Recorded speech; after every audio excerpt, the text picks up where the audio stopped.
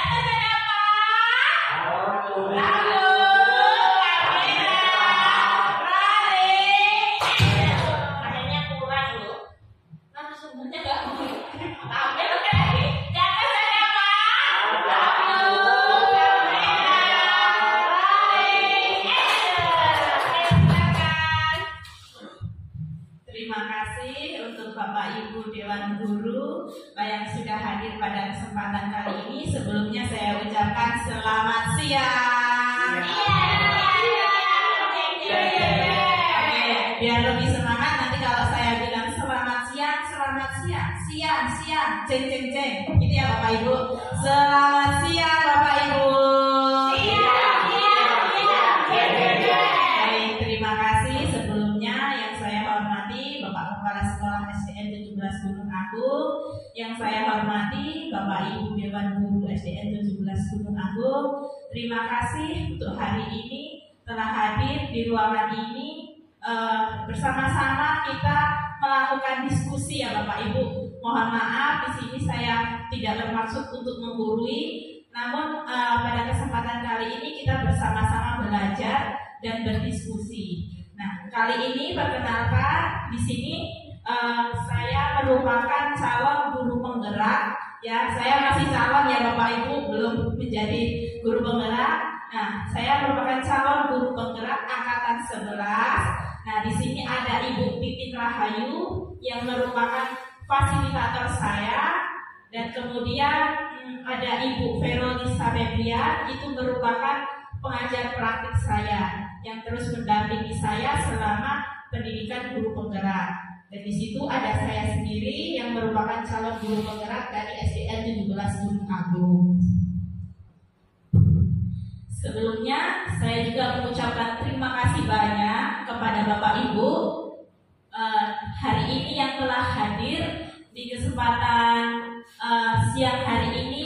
Mari kita bersama-sama belajar, berkolaborasi, saling mendukung dan mewujudkan disiplin positif di sekolah tercinta kita. Kita tepuk tangan untuk sekolah kita. Tujuan daripada diskusi kita kali ini yaitu membagikan pemahaman dan pengalaman modul budaya positif, yaitu perubahan paradigma belajar disiplin positif, motivasi perilaku manusia, kebutuhan dasar, posisi kontrol restitusi, keyakinan kelas, dan segitiga restitusi. Nah, itu adalah pembelajaran yang sudah saya lakukan selama mengikuti pendidikan guru penggerak di modul 1. Dan kali ini saya melakukan pembahasan budaya positif ini di sekolah ini. Topik pembahasan kita yaitu yang pertama ada pembelajaran paradigma, disiplin positif, kebutuhan dasar manusia, motivasi perilaku manusia, 5 posisi kontrol, keyakinan kelas, dan segitiga restitusi. Kita akan bahas satu persatu topik pembahasan kita. Yang pertama yaitu pembelajaran paradigma. Nah, ini adalah pembelajaran dengan paradigma baru, yaitu merupakan pembelajaran yang berorientasi pada penguatan kompetensi dan pengembangan karakter yang sesuai dengan dimensi profil pelajar Pancasila. Tentunya pelajar Pancasila itu sudah tidak asing lagi bagi kita ya Bapak Ibu. Tentunya di dalam profil pelajar Pancasila itu terkandung nilai-nilai yang sudah tidak asing terdengar, yaitu mungkin ada Bapak Ibu yang ingat atau masih tahu profil pelajar Pancasila itu di dalamnya nilai-nilainya apa saja Bapak Ibu?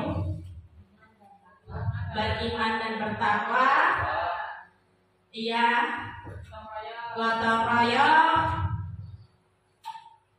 bernalar kritis. Nah, supaya kita tidak lupa dan semangat, kita kembali mengingat nilai-nilai profil pelajar Pancasila itu apa saja. Ya, kita sama-sama nyanyi ya Bapak Ibu, supaya kita semakin ingat profil pelajar Pancasila itu di dalamnya terdapat nilai-nilai apa saja. Boleh sambil pakai gerakan Pancasila, beriman dan bertakwa pada Tuhan Yang Esa, berakhlak mulia, kemuliaan moral, gotong royong mandiri, kreatif dan bernalar kritis. Percaya Pancasila, beriman dan bertakwa pada Tuhan Yang Esa, berakhlak mulia, kemuliaan global, gotong royong mandiri, kreatif dan bernalar kritis.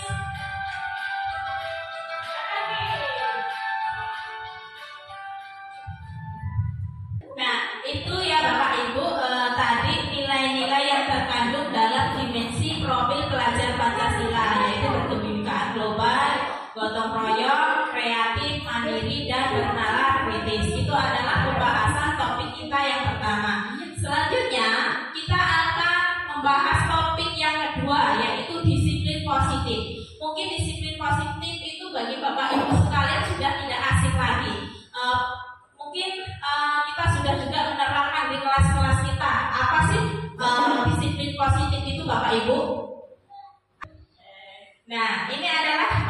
daripada disiplin. Disiplin itu berasal dari bahasa Latin yang artinya belajar.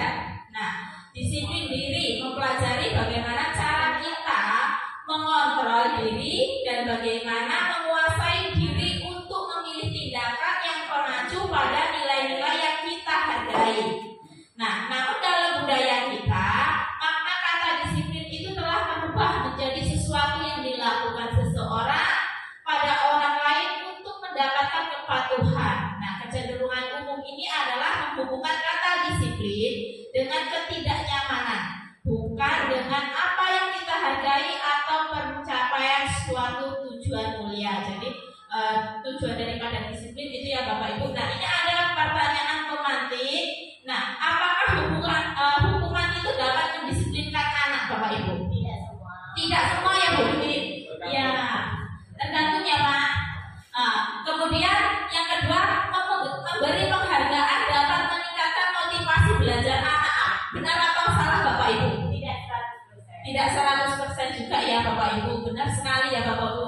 Kita akan bahas satu persatu apa sih itu hukuman, apa sih dengan memberi penghargaan itu juga dapat meningkatkan motivasi belajar anak. Nah, kita akan bahas satu persatu. Nah, tujuan kita sebagai pendidik adalah menciptakan anak-anak yang memiliki disiplin diri, sehingga mereka bisa berperilaku dengan mengacu pada nilai-nilai kebajikan universal dan memiliki motivasi intrinsik bukan ekstrinsik. Jadi kalau motivasi intrinsik itu berarti dalam diri sendiri. Nah, berarti itu muncul secara natural, secara alami. Sedangkan ekstrinsik itu ada motivasi dari dari luar supaya dia mungkin mendapatkan imbalan, supaya dia mendapatkan pujian. Nah, itu yang dilakukan peserta didik. Selanjutnya, nah ini adalah hal yang paling penting, yaitu nilai-nilai kebajikan universal yang mungkin sudah mulai hilang pada anak didik, dan kita sebagai guru perlu yaitu meningkatkan nilai-nilai kebajikan universal itu. Nah, nilai-nilai kebajikan universal itu apa sih? Yaitu sifat positif manusia yang merupakan tujuan mulia yang ingin dicapai setiap individu. Nah, nilai tersebut itu bersifat universal dan lintas bahasa, suku, bangsa, agama maupun latar belakang. Nah, dengan kaitan nilai-nilai kebajikan yang diyakini seseorang, maka motivasi intrinsiknya, jadi motivasi dalam dirinya itu akan terbangun sehingga menggerakkan motivasi dalam bentuk mencapai tujuan yang mulia. Tentunya kita sebagai guru yaitu ingin menerapkan nilai-nilai universal ini, nilai-nilai kebajikan itu dengan menanamkan pendidikan karakter kepada peserta didik kita. Selanjutnya yaitu kita akan membahas topik yang ketiga. Nah, kebutuhan dasar manusia. Manusia itu memiliki kebutuhan, yang salah satunya yaitu kebutuhan bertahan hidup, meliputi kebebasan. Manusia itu butuh kebebasan, butuh yang namanya kesenangan, butuh yang namanya penguasaan, dan yang ini yang paling penting yaitu butuh kasih sayang dan rasa diterima. Iya, benar kan Bapak Ibu? Kita juga dalam keluarga, kita juga pengen disayang, kita pengen diterima. Begitupun juga dengan peserta didik kita. Peserta didik kita itu juga memiliki kebutuhan hidup yang butuh rasa diterima, butuh disayang. Makanya dari anak didik kita tuh mungkin ada yang anak didik kita yang butuh yang namanya perhatian. Ada mungkin anak didik kita yang kayak sama anak-anak itu kayak anak didik itu caper cari perhatian gitu. Nah, itu tanpa kita sadari anak didik kita itu butuh yang namanya kasih sayang, butuh yang namanya diterima, butuh yang namanya pengakuan. Nah, kita akan mengulas satu persatu kebutuhan hidup manusia itu apa saja. Kita akan bahasnya. Yang pertama ini, yang paling besar, yaitu kebutuhan kasih sayang dan rasa diterima. Kebutuhan ini mencakup fisiologis, yaitu untuk disayangi, diterima, meliputi kebutuhan akan hubungan dan koneksi sosial, kebutuhan untuk memberi dan terima kasih sayang, dan kebutuhan untuk merasa jadi bagian suatu kelompok. Iya.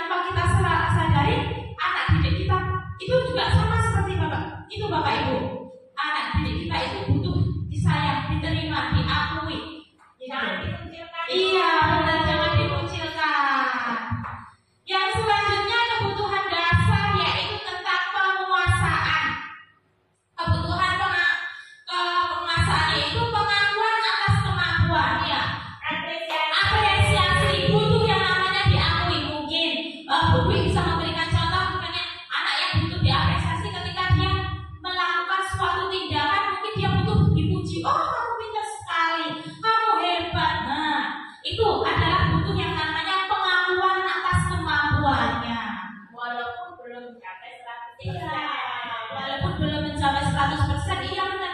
Kita perlu ya itu sebagai guru itu kayak mengapresiasi, butuh yang namanya mengakui kemampuannya. Oh kak, kalau misalnya ada didik kita melakukan sesuatu itu dengan hebat, dengan semangat, kita kasih pujian aja. Oh kamu pinter ya, udah senang. Ya. Ada pandai mengumpulkan, ya. Selanjutnya Bu, nah kebutuhan dasar yang ketiga yaitu kebebasan akan pilihan.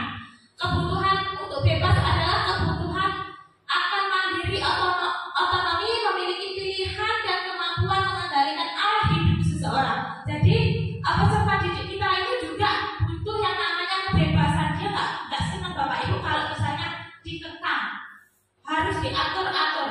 Apalagi kita saat ini memiliki kurikulum yang merdeka belajar.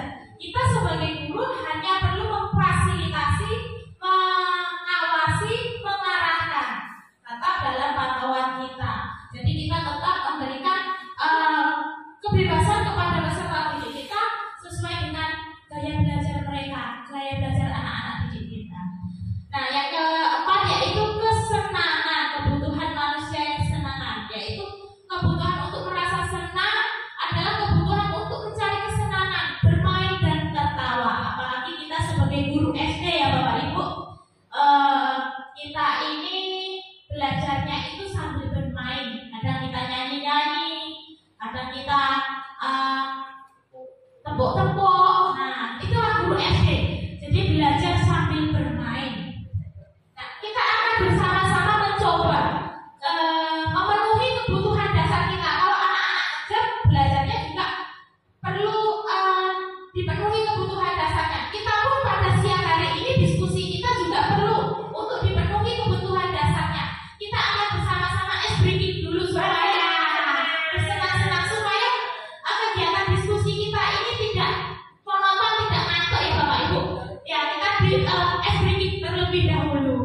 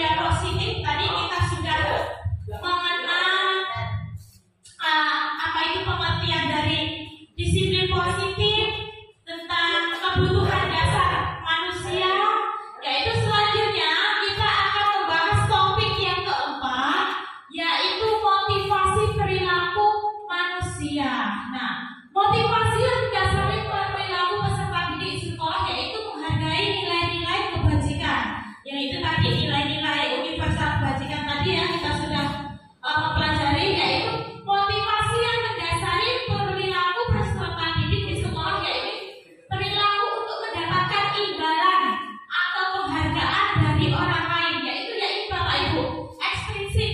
Mungkin peserta didik kita melakukan disiplin, melakukan patuh. Nah itu mungkin dia ada motivasi dalam dirinya itu dari luar, yaitu ekstrinsik, yaitu supaya dia dipuji, supaya dia dapat hadiah, dapat imbalan, dapat reward. Nah, itu adalah motivasi dari ekstrinsik. Kemudian kalau nilai dari intrinsik, yaitu menghargai nilai-nilai kebajikan yang penting untuk ditanamkan pada murid, yaitu nilai kejujuran, keadilan, peduli, integritas, kesabaran, tanggung jawab, mandiri, terus keselamatan. Nah, itu adalah nilai yang sangat penting, nilai yang sangat utama untuk kita sebagai guru kita tanamkan kepada peserta didik kita, supaya nilai intrinsiknya dalam dirinya itu muncul karena natural, karena memang peserta didik itu melakukan sesuatu yang memang dari dalam dirinya peserta didik, bukan karena dia supaya dipuji, supaya diberi imbalan. Nah, itu adalah nilai-nilai yang sangat penting untuk kita tanamkan kepada peserta didik kita. Selanjutnya, nah, apakah kita boleh memberikan hukuman atau penghargaan dan restitusi? Mungkin peserta didik kita melakukan kesalahan. Kita sebagai guru, bagaimana ya caranya agar peserta didik itu tidak melakukan kesalahan itu, supaya ada namanya jeda? Apakah kita boleh memberikan hukuman? Nah, kita akan sama-sama mengulas pengertian daripada hukuman. Nah, hukuman itu biasanya bersifat tidak terencana, tiba-tiba. Kemudian kalau hukuman itu sifatnya satu arah atau menyakiti, ya Bu, bisa membuat siswa itu trauma, jengkel. Nah, dia akan mengingat-ingat terus. Nah, itu mengingat-ingat terus kesalahan atau pelanggaran yang dilakukannya. Kemudian kalau hukuman itu juga sifatnya itu tidak terarah. Misalnya kalau anak terlambat, kita berikan hukuman lari lapangan 10 kali. Nah, itu adalah contoh daripada hukuman tidak berkesinambungan. Nah, itu kita sebagai guru tidak boleh memberikan hukuman kepada peserta didik, karena itu akan menyebabkan peserta didik itu akan trauma, akan terus mengingat-ingat, akan merasa berkecil hati. Nah, sedangkan konsekuensi itu adalah sudah terencana atau sudah disepakati, jadi tingkatannya lebih rendah. Nah, sudah dibahas, sudah disetujui oleh murid, jadi sudah ada musyawarah, sudah ada kesepakatan. Kerjilan, Bu. Iya, udah ada kerjilan. Benar, ya, itu yang namanya konsekuensi. Nah, sedangkan restitusi adalah proses penciptaan kondisi bagi murid untuk memperbaiki kesalahan mereka. Jadi peserta didik itu ketika melakukan kesalahan diberikan kesempatan untuk memperbaiki kesalahan, untuk berpikir, ya. Selanjutnya, Bu.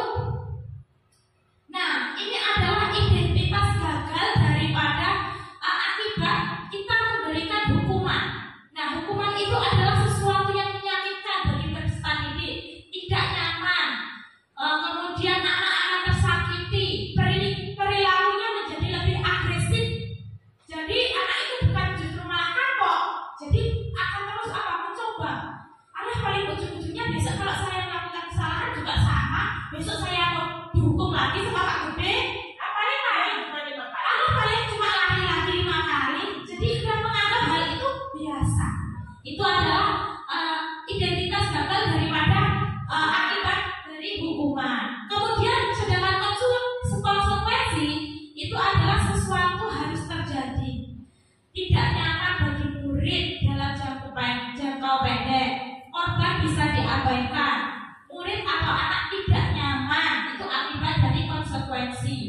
Nah, sedangkan restitusi, kita sebagai guru itu memberikan pilihan.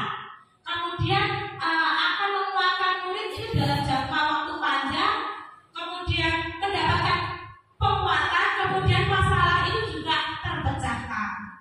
Itu dari identitas gagal, daripada hukuman, dan identitas sukses kita memberikan konsekuensi atau yang memberikan kita restitusi. Selanjutnya,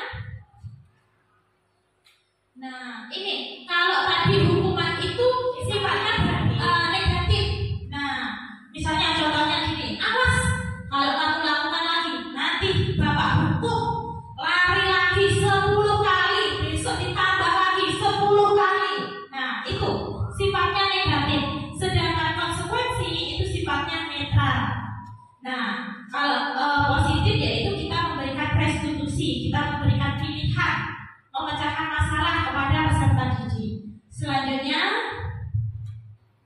nah ini akibat hukuman tadi, murid itu memberikan hukuman itu memberikan efek, yaitu anak menyembunyikan kesalahan, kemudian dampaknya anak itu menjadi marah, merasa bersalah, rendah diri. Sedangkan konsekuensi itu murid taat pada peraturan, yaitu tadi konsekuensi ada motivasinya dalam diri atau dari luar diri anak tersebut.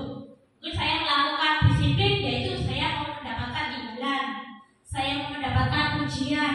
Nah itu.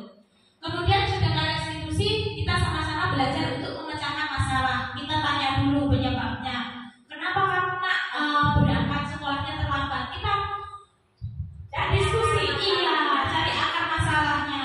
Mungkin dia di rumah yaitu ada orang tuanya yang sakit, atau mungkin ikut hajatan. Iya, kita mencoba berdiskusi kepada anak itu. Kita tanya akar permasalahannya, kita sama-sama cari jalan keluarnya. Selanjutnya,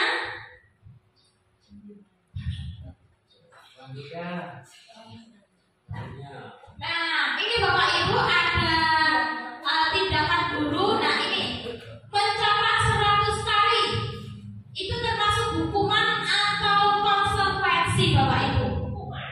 Buku merah. Iya. Masuk buku merah ya Bu, iya ya. Kemudian lari mengelilingi lapangan basket 2 kali. Iya. Karena ini sifatnya apa Bu Dwi?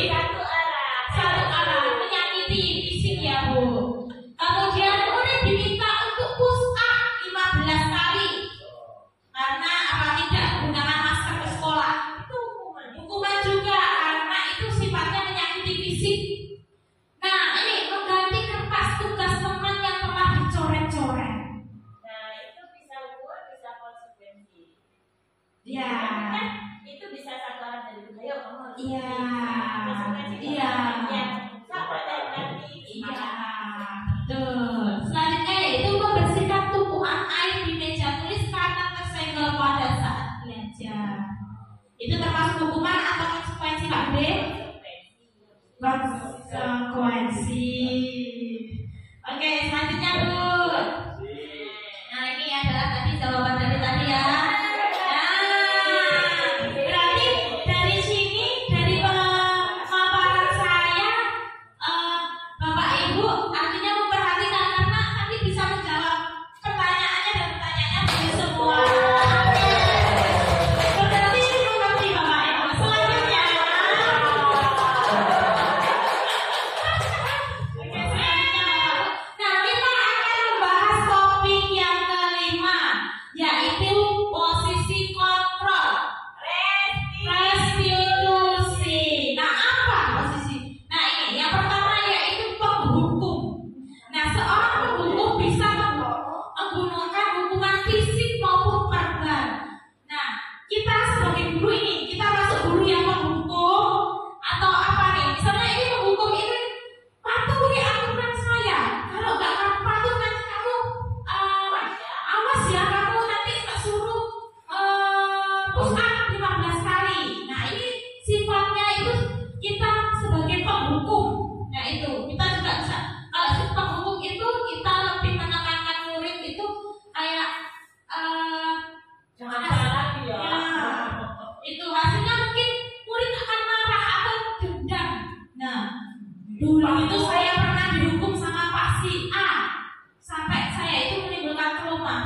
ingat besok tak cegat di sana. Itu adalah posisi kontrol sebagai penghukum. Selanjutnya yaitu membuat merasa bersalah. Posisi ini biasanya guru akan bersuara lebih lembut. Membuat merasa bersalah akan menggunakan keheningan yang membuat orang lain merasa tidak nyaman.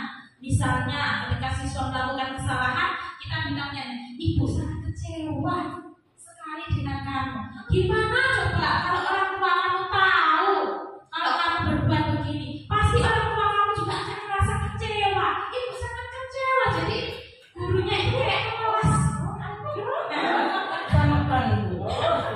Jadi hasilnya murid itu juga akan merasa bersalah melakukan tindakan itu. Nah, iya. Selanjutnya, nah posisi kontrol yang ketiga yaitu sebagai teman. Guru berupaya mengontrol murid melalui proses persuasi. Posisi teman pada guru bisa negatif maupun positif. Positif di sini berupa hubungan baik yang terjalin antara guru dan murid.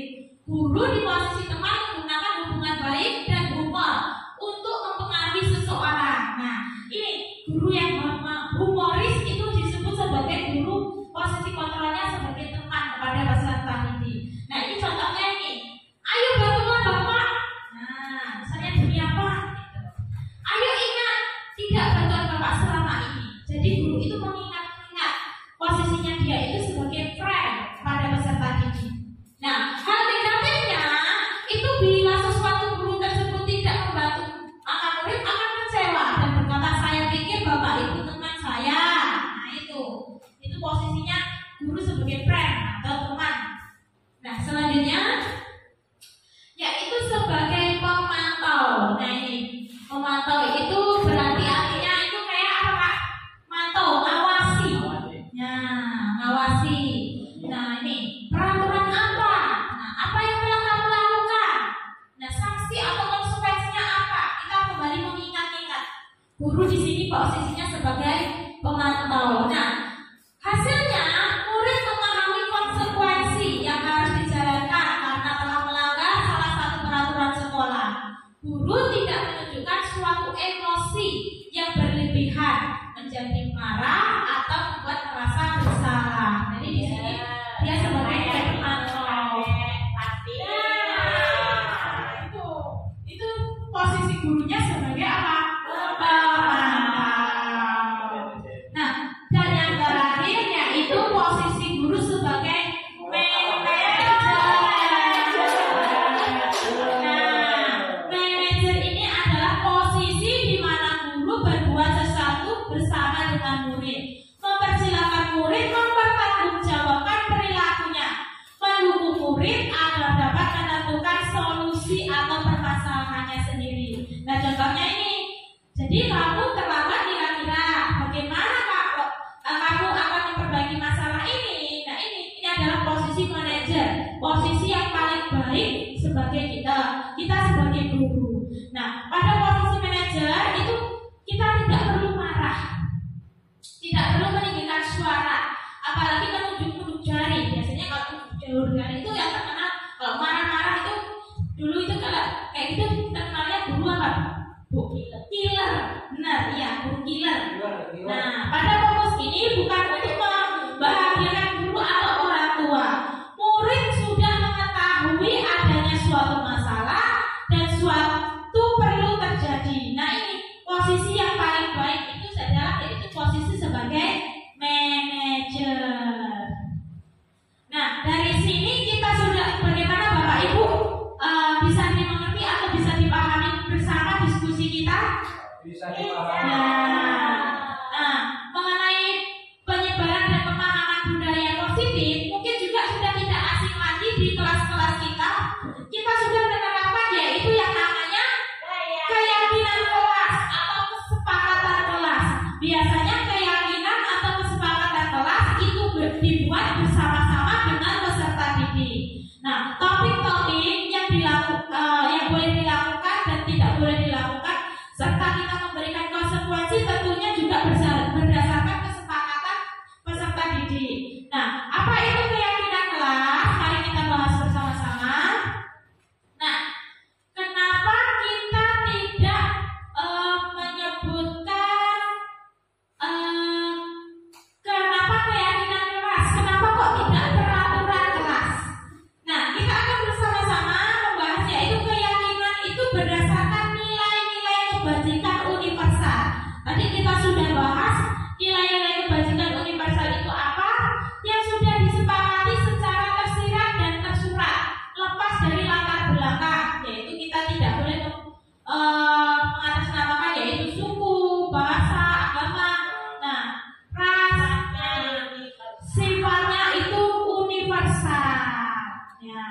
Nah, seseorang akan lebih tergerak dan bersemangat untuk menjalankan keyakinan daripada sekedar mengikuti secara rangkaian peraturan tertulis. Nah, ini. Iya, jadi keyakinan kelas itu dibuat berdasarkan kesepakatan kelas bersama. Selanjutnya, nah, prosedur pembentukan keyakinan kelas tadi sudah saya singgung, yaitu dengan melibatkan peserta didik, menyusun keyakinan kelas dalam bentuk kalimat positif, kemudian yaitu tidak terlalu banyak, bisa sekitar antara 3 sampai 7 prinsip keyakinan. Jadi berdasarkan kesepakatan bersama, misalnya jika terlambat itu konsekuensinya apa? Misalnya kalau kukunya panjang itu konsekuensinya apa? Jadi itu disepakati bersama.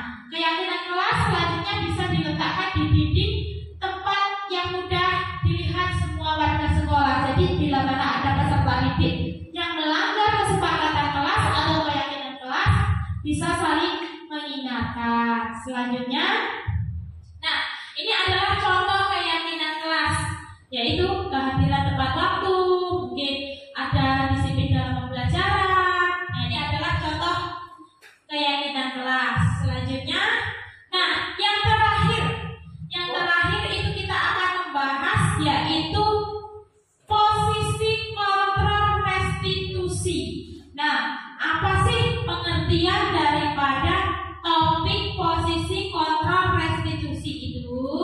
Nah, ini ada yang namanya Bapak Ibu segitiga restitusi.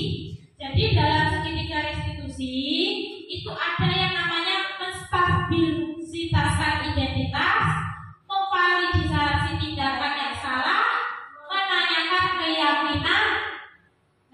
Nah, contohnya ini, bila menstabilkan identitas itu kita tanya, setiap orang pasti pernah melakukan kesalahan. Nah, kamu bukan satu-satunya yang pernah melakukan ini. Jadi kita sebagai guru itu tanya kepada peserta didik yang melakukan tindakan pelanggaran daripada disiplin di sekolah. Nah, kita coba tanya kepada murid dengan menstabilkan identitas. Nah, sementara yaitu memvalidasi tindakan yang salah itu kita sebagai guru yaitu tanya ini, kamu tentu punya alasan mengapa melakukan itu. Kenapa terlambat? Kenapa tidak mengerjakan? Iya, kenapa tidak mengerjakan PR? Kita sebagai guru tanya, memvalidasi tindakan yang salah. Kita mencoba mencari solusi, alasan. Nah, adakah cara yang lebih efektif untuk mendapatkan apa yang kamu butuhkan? Kita tanya kebutuhan murid itu, ya. Dan yang terakhir yaitu menanyakan keyakinan. Nah, ini keyakinan kelas apa yang telah kita sepakati. Jadi kita kembali mengingatkan kepada peserta didik kesepakatan apa yang kita sudah buat dan keyakinan kelas apa atau kesepakatan kelas apa yang sudah kamu langgar. Jadi kalau kamu langgar, itu konsekuensinya apa? Itu. Nah, ini adalah yang namanya segitiga restitusi. Nah, selanjutnya, nah ini adalah ada video sebagai kalimat penutup. Mari kita sama-sama simak video ini. Ini ada salah satu kasus siswa yang kesal. Kesel pak, kesel banget. Masa aku dikatain tukang fitnah pak? Ya aku marah lah. Aku balik ngatain mereka di depan kelas. Kesel banget. Oh begitu. Ya pasti. Ini guru ini mencoba memvalidasi, Bila ada yang begitu pak seperti itu. mencoba bertanya. Pada saat itu. Nah, ini memvalidasi tindakan yang salah. Kesel banget. Saya bentak-bentak dia di depan teman-teman lain. Oh begitu. Pasti kamu juga seperti itu. Karena suatu alasan tertentu kan. Iyalah, saya diam saja pak. Ya saya bela diri lah. Masa saya dituduh tukang fitnah? Ya wajar. Mempertahankan harga diri itu sesuatu yang penting buat kamu. Untung kamu tidak bertindak lebih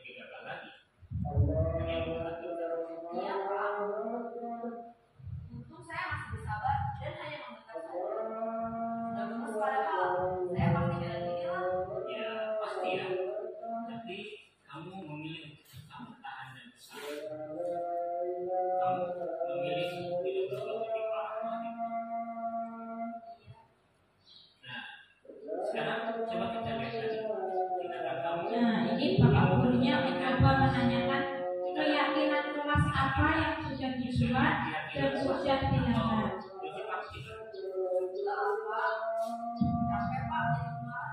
Jadi keyakinan itu bagaimana yang sesuai dengan keyakinan. Ya, saya sebenarnya sama seperti bapak. Mungkin saat itu saya menjadi emosi, jadi tidak menunjukkan sikap itu. Kamu yakin tidak? Ada orang itu penting buat kamu. Yakin lah pak.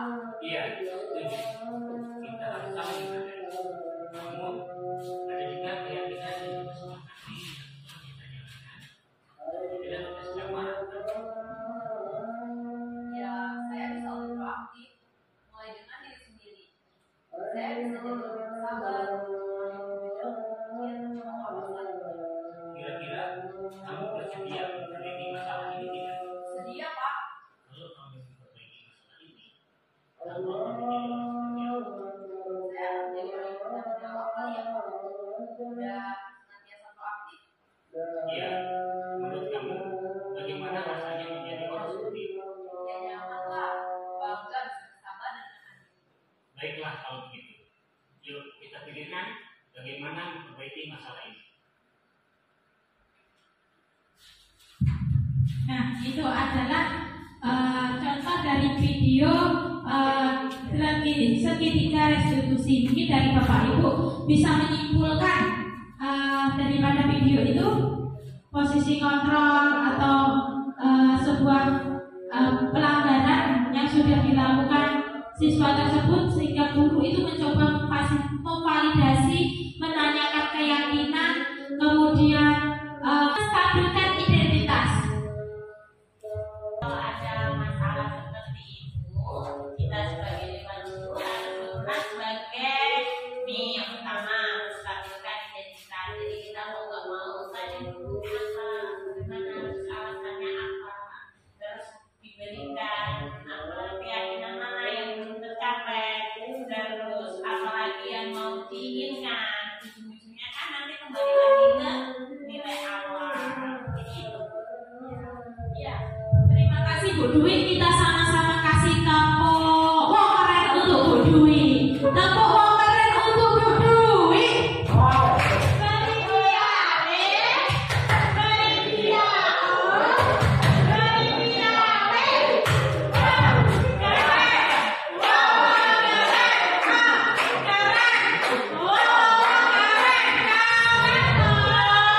Terima kasih. Sebagai kalimat penutup, yaitu saya ucapkan terima kasih banyak kepada Bapak Ibu Guru SDN 17 yang sudah hadir dengan utuh di tempat ini bersama-sama diskusi dalam penyebaran dan pemahaman budaya positif. Selanjutnya sebagai kalimat terakhir yaitu kita mencoba merefleksikan. Bapak Ibu boleh menuliskan dalam kertas ini. Nah, pembelajaran yang sudah didapatkan hari ini. Nanti kita boleh sama-sama tempel di kertas yang warna biru. Pelajaran yang sudah didapatkan hari ini.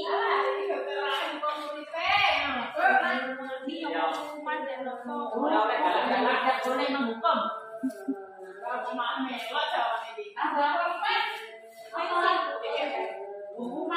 apa? Hukuman apa?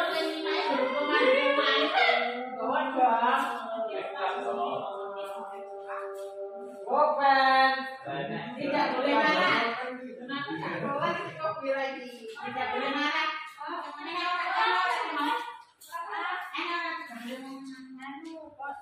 Tidak boleh hukum. Tidak boleh marah. Kenapa aku sebagai teman? Kontrol diri teman. Boleh.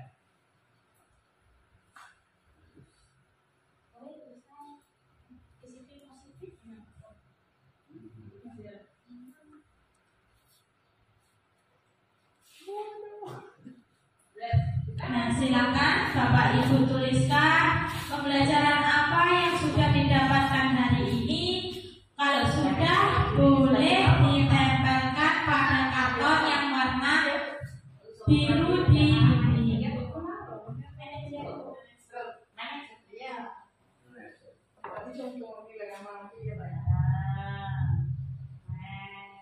Sampai apa ya? Apa?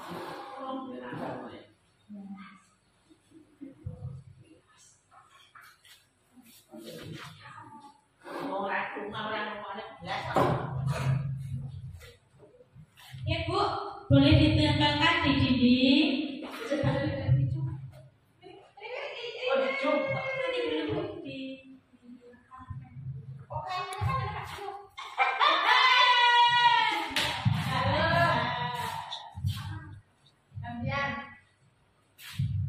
Oke Pak Gede, silakan ditempelkan.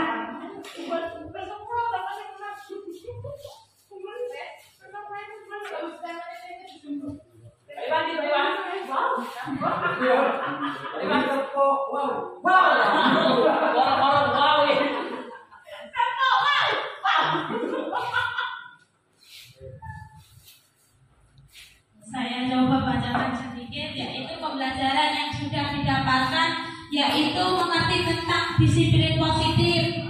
Nah, mengerti tentang posisi guru sebagai teman. Kemudian kita sebagai guru tidak boleh memberikan hukuman ya. Baiknya kita yaitu di kesepakatan kelas mengerti dan tindakan boleh dan ada. Ini Pak teman. Oke, banyak hal yang saya dapatkan hari ini diskusi, yaitu salah satunya guru yang hebat adalah sebagai manajer, yaitu mengerti tentang kontrol diri. Oke, saat terjadi masalah, guru harus bisa menjalankan segitiga restitusi, yaitu dengan cara menstabilkan identitas, validasi tindakan yang salah, dan menanyakan keyakinan kelas. Oke, bisa beri tepuk tangan untuk kita semua Bapak Ibu. Terima kasih Bapak Ibu, saya ucapkan Pak yang sudah hadir, kita bersama-sama di sini diskusi. Ya, sebagai kalimat terakhir yaitu saya kembalikan kepada Bu Dwi selaku moderator.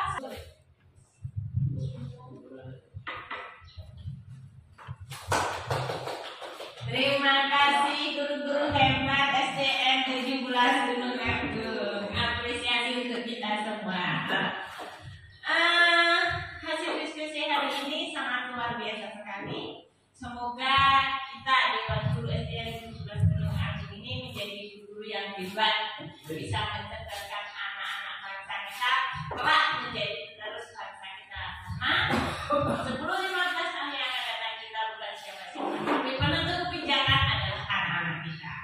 Simpulannya, seiring dengan perkembangan zaman saat ini, banyak hal-hal positif yang tergerus oleh teknologi. Hal ini menyebabkan penurunan nilai kebajikan universal. Jika kita memperhatikan, siswa sekarang cenderung memiliki rasa cuek, acuh tak acuh, tidak peduli dengan keadaan lingkungan sekitar. Hal ini tentu memprihatinkan sekali. Mari kita wujudkan budaya positif di sekolah kita. Terima kasih guru-guru hebat. Ada sepatah dua patah dari Bapak Kepala Sekolah, saya persilahkan.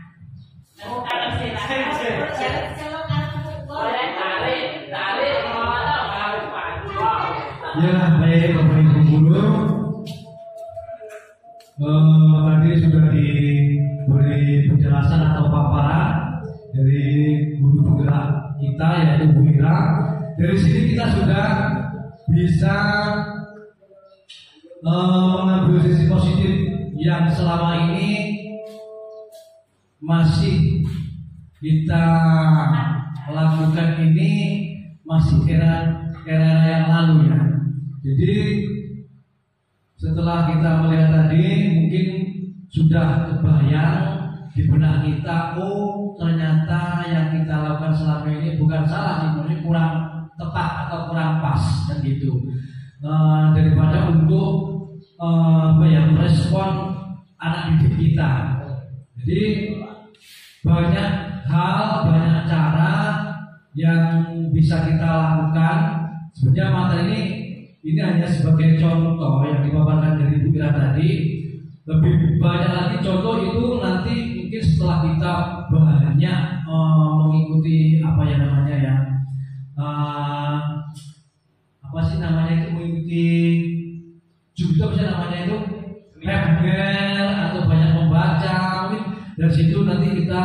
banyak pengalaman.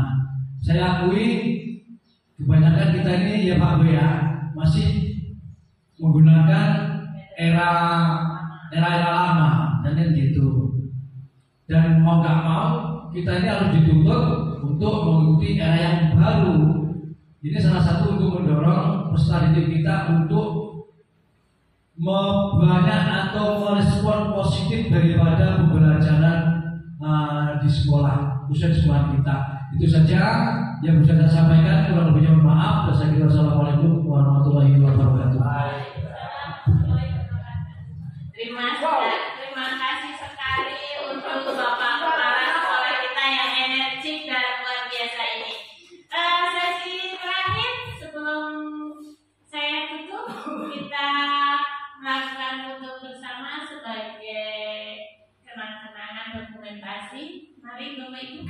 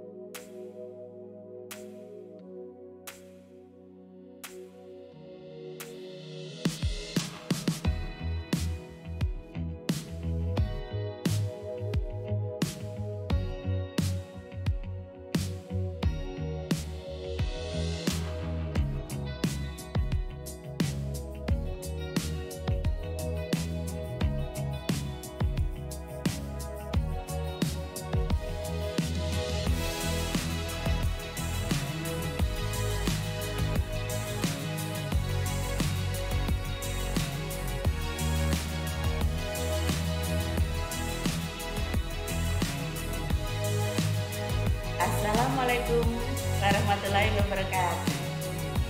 Saya Ibu Cecilia Supatni, teman dari Ibu Irayanti.